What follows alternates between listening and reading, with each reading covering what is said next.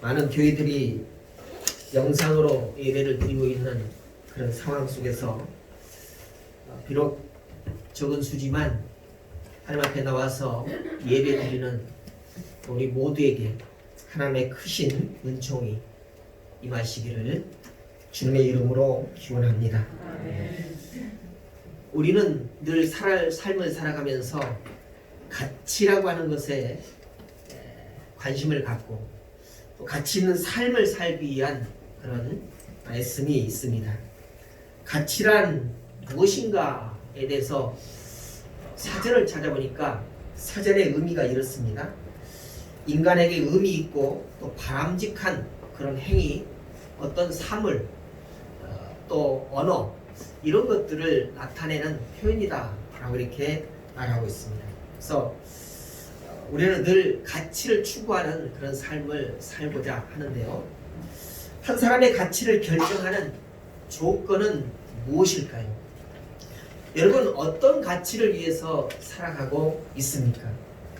많은 사람들이 지식이나 신분, 소유 등에 의해서 인생의 가치가 결정되어진다라고 이렇게 생각을 합니다.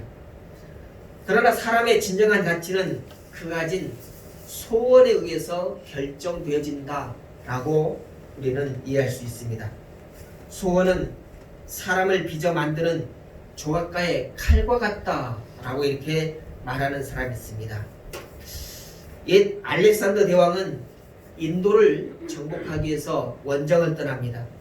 떠나기 전에 이제 그리스의 철학자인 디오게네스를 먼저 만나고 떠나고자 합니다. 디오게네스를 만나서 이제 내가 인도를 정복하기 위해서 길을 떠나는데 나에게 좋은 말을 좀 해주세요 라고 이렇게 부탁을 하죠. 디오게네스가 물었습니다. 폐하는 무엇을 위해서 그렇게 멀고 먼 정거를 떠나려고 하십니까? 인도를 정복하고 세계를 다 정복하면 무엇을 얻습니까?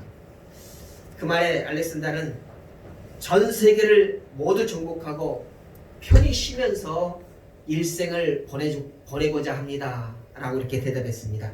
그랬더니 디오게네스가 웃으면서 이렇게 말합니다. 폐하는 참 바보 같습니다. 나는 지금 벌써 쉼을 얻고 있습니다. 저는 세계를 다 정복하지 않았지만 이미 폐하가 생각하는 그런 정복자의 인생을 누리고 있습니다. 그저 지금 이 순간 한 가지 바라는 것이 있다면 폐하께서 옆으로 좀 비껴 서줬으면 좋겠습니다. 폐하께서 나를 비추는 그 햇빛을 가리고 있기 때문입니다 라고 이렇게 말했답니다. 그래서 알렉산더는 정복욕으로 가득 찼지만은 디오게네스는 그런 욕망을 정복한 기쁨을 살았다라고 하는 그런 말이죠. 두 사람이 생각이 달랐고 그 때문에 생각하는 중요시 여기는 그런 가치도 달랐다라고 하는 것이죠. 알렉산더는 정복하는 것에 가치를 두었지만 이 디오게네스는 삶을 누리고 기뻐하는 것에 가치를 두었다라고 하는 것입니다.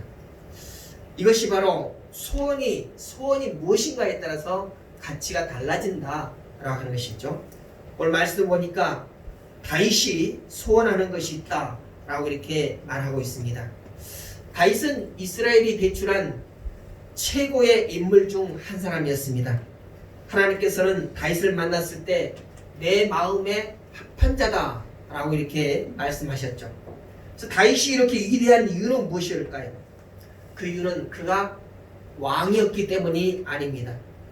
그는 그가 가진 소원이 특별했기 때문에 위대한 사람이었다라고 성경은 우리에게 증명해주고 있습니다.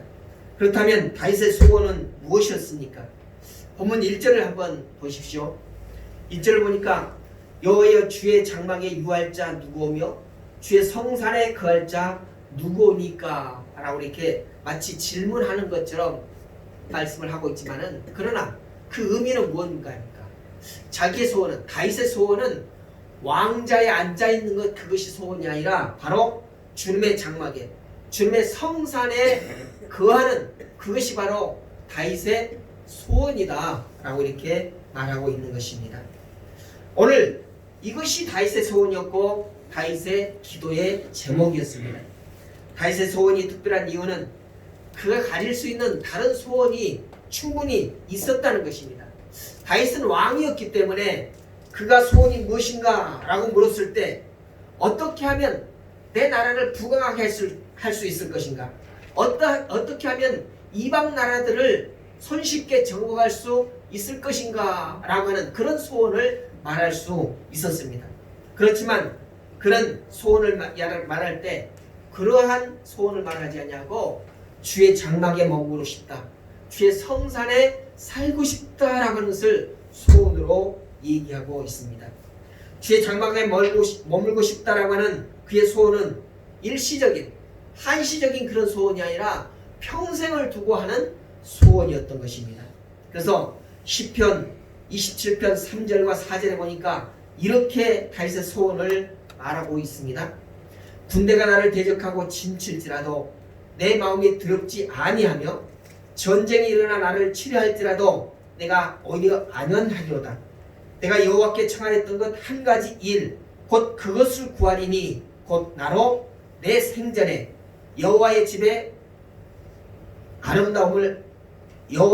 거하며 여호와의 아름다움을 앙망하며 그 전에서 사모하게 하실 것이라. 그렇습니다. 어떤 전쟁에서 이기는 것, 또 백성들을 평안히 거느리는 것, 이런 것들이 다윗의 소원이 아니라 오직 주의 장막에서, 오직 주의 성전에서 거하고 살아가는 것이 자기의 소원이다 라고 이렇게 말하고 있는 것입니다. 그런 전쟁 중에서도 여호와의 집에서 사는 것을 소원했습니다. 그리고 유명한 시편 23편 6절에서도 나의 평생의 선하심과 인자하심이 정녕 나를 따르리니 내가 여호와의 집에 영원히 거하리로다 라고 이렇게 말하면서 자기 소원은 어찌하든지 하나님의 전에 거하는 것, 하나님의 전에서 살아가는 것이 소원이다 라고 이렇게 말하고 있습니다. 다윗이 이처럼 여호와의 성산에서 여호와 하나님과 함께 사는 것을 소원한 이유가 무엇일까요? 그 이유는 바로 여호와 하나님과 함께하면 나머지 모든 것들은, 자기가 바라는 모든 것들은 다 해결되어진다는 것을 알고 있었기 때문인 것입니다. 어떤 왕이 있었습니다. 왕에게는 세 아내가 있었습니다. 왕은 세 아내 중에서 누가 자기를 가장 사랑하는지 알고 싶어 했습니다. 그래서 어느 날 왕비들에게 가장 소원하는 것이 무엇인지, 가장 갖고 싶은 것이 무엇인지를 말하라고 했습니다. 첫째와 둘째 왕비는 최고의 보석과 아름다운 궁궐을 원한다 라고 이렇게 소원을 말했습니다. 그런데 셋째 왕비는 오직 왕께서만 제 곁에 계시면 됩니다 라고 이렇게 대답을 했어요. 세 왕비 중에서 가장 현명한 왕비는 두말할 것도 없이 세 번째 여인이었습니다. 왕만 곁에 있으면 귀중한 보석이든지 아름다운 궁궐이든지 무엇이 문제가 되겠습니까? 다 자기 것이 된다라고 하는 것을 알았기 때문에 왕만 내 곁에 있다면 나는 모든 것들을 다 필요로 하지 않습니다 라고 이렇게 고백했던 것입니다. 다윗도 이와 같은 사실을 알았던 것입니다. 여호와 하나님과 함께하면 모든 것들이 다 해결되어진 것을 알았기 때문인 것입니다. 사무엘이 와서 다윗에게 기름 부은 날부터 하나님의 영이 그와 함께 하셨는데, 그로 다윗은 그와 함께 하시는 여호와의 하나님으로 인하여서 승승장구했던 것을 우리는 성경을 통해서 증명받습니다. 골리앗을 이길 때도, 또 숱한 전쟁을 치를 때도, 사울 왕에게 쫓길 때도 언제나 하나님의 영이 그와 함께 하셨습니다.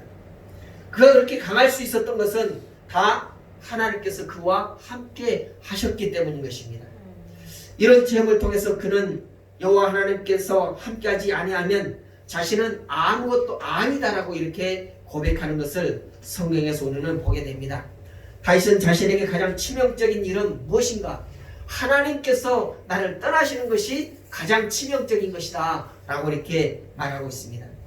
그렇기 때문에 그는 밧세바로 인해서 범죄한 후에도 단 한 가지, 하나님의 영이 떠나는 것을 두려워해서 나를 주 앞에서 쫓아내지 마시며 주의 성실을 내게서 거두지 마소서라고 이렇게 노래하고 있습니다. 그런 여호와 하나님께서 함께하는 것이 하나님 없이 풍성한 것보다 더 평안하다라고 것을 알았다는 것입니다. 그래서 시편 4장 4편 7절 8절에서 이렇게 노래하고 있습니다. 주께서 내 마음에 두신 기쁨은 저희의 곡식과 새 포도주의 풍성할 때보다 더하니이다. 내가 평안히 눕고 자기도 하리니 나를 안전히 거하게 하시는 이는 오직 여호와이시니이다 라고 이렇게 고백하고 있습니다. 다윗은 근원적이고도 올바른 소원을 가진 사람이었다라고 이렇게 하겠습니다. 오늘 본문을 통해서 다윗이 가졌던 소원을 통해서 그 소원을 이루고 또 그 소원을 가치로 생각할 때 그의 삶이 어떤 삶을 살았는가를 보면서 은혜 받기를 원합니다. 1절 보니까 주의 장막에 머물기를 소원하고 기도한 다윗은 그래서 2절부터 5절에서 주의 장막에 머무는 방법이 무엇인가를 오늘 언급하고 있습니다. 그래서 2절과 5절의 삶의 모습은 1절의 소원에 의해서 결정되어진다 라고 하는 것입니다. 오늘 1절의 소원이 만약 어떻게 하면 나라를 부강하게 할 수 있고 또 이웃 나라들을 쉽게 정복할 수 있겠습니까? 라고 이렇게 소원을 밝혔다면 아마 2절부터 5절까지의 말씀도 달라졌을 것입니다. 그 내용은 군비를 강화하고 주변 나라들을 차례차례 정복할 수 있는 방법들이 이런 것이다 라고 이렇게 쓰여졌을 것입니다. 그러나 다윗은 주의 장막에 거하고자 하는 소원을 두었기 때문에 2절 이하의 삶을 살고자 하는 그런 노력의 모습을 보였다는 것입니다. 그것을 우리 다시 한번 함께 읽어보기를 원합니다. 2절부터 5절까지를 같이 합독하겠습니다.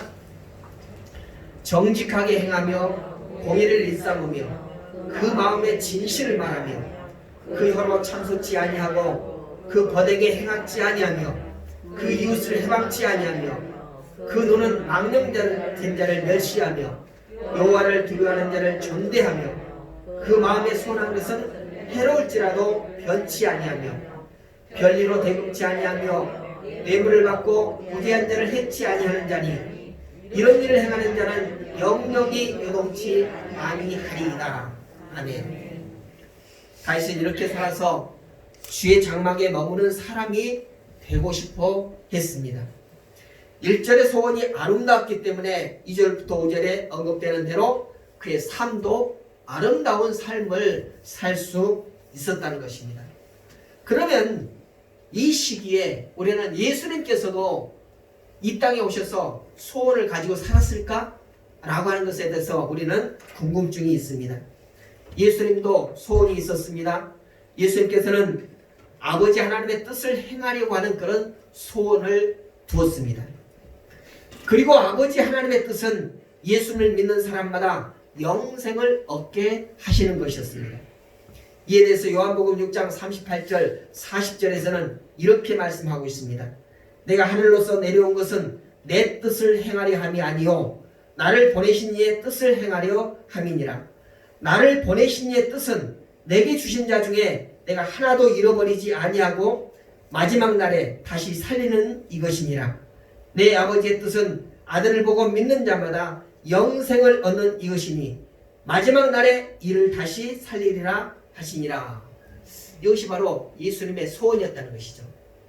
당신의 개인적인 소원을 가지고 이 땅에 오신 것이 아니라 아버지 하나님의 품으신 그 뜻을 이루기 위해서 이 땅에 오셨고 그것을 이루는 것이 바로 예수님의 소원이다 라고 이렇게 증거하고 있습니다.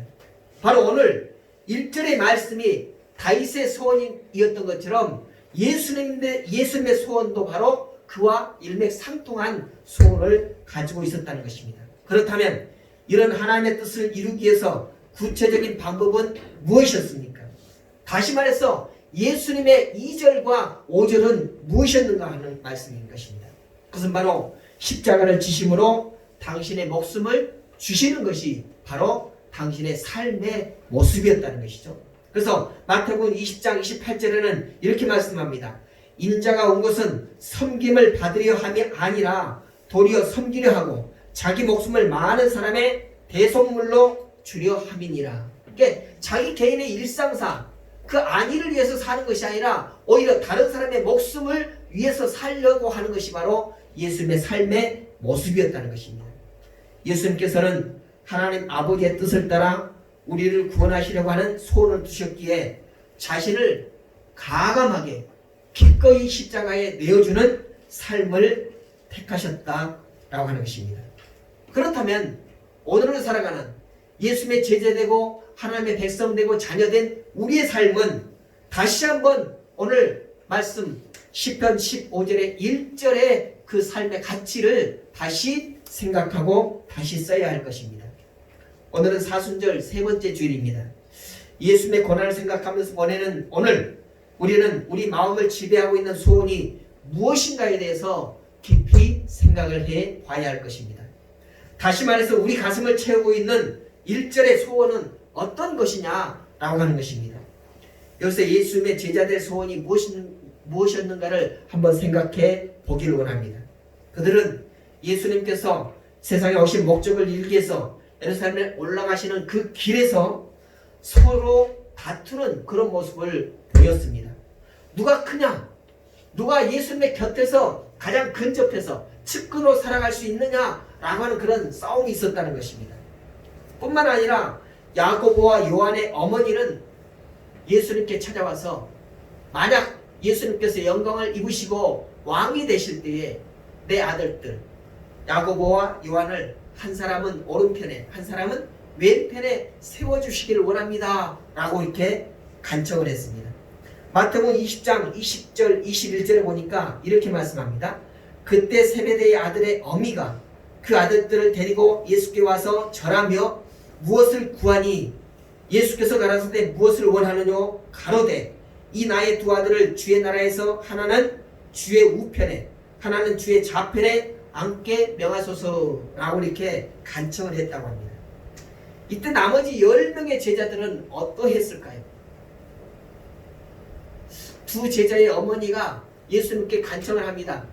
주님께서 왕자에 앉으시면은 내 아들 한 아들은 오른편에 한 아들은 왼편에 서서 예수님의 가장 가까운 측근이 되게 해주세요 라고 이렇게 부탁을 했는데 그 모습을 모르게 한 것이 아니라 10명의 제자들이 다 보는 가운데서 그렇게 간청을 했다는 것이죠.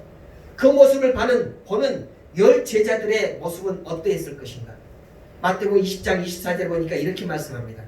10 제자가 듣고 그 두 형제에 대하여 분히 여기거늘.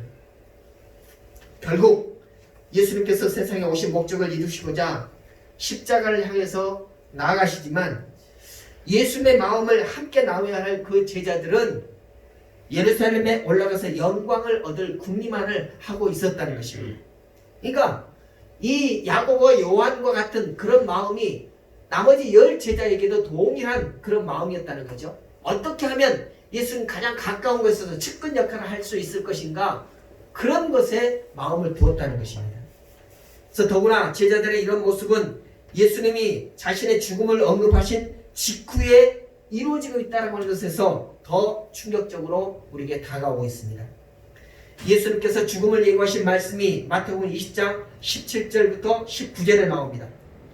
예수께서 예루살렘에 올라가시려 할 때 12 제자를 따로 데리시고 길에서 이르시되 보라 우리가 예루살렘으로 올라가노니 인자가 대제사장들과 서기관들에게 넘기움에 저희가 죽이기로 결안하고 이방인들에게 넘겨주어 그를 능욕하며 채찍질하며 십자가에 못 박게 하리니 제3일에 살아나리라. 예수님께서는 자신의 죽음에 대해서 미리 아시고 또 그 일이 바로 내가 행할 일이다. 내가 가야 할 길이다 라고 이렇게 말하고 있습니다. 그런데 제자들은 이 말씀을 들은 직후에 곧바로 자기들의 개인적인 욕심을 드러내고 있다는 것입니다. 어떻게 하면 예수님의 측근으로서 가장 큰 권세를 누릴 수 있을까에 대해서 고민하고 있다는 것입니다. 예수님을 통해서 영광을 얻겠다고 하는 것이 바로 오늘 제자들의 소원이었습니다.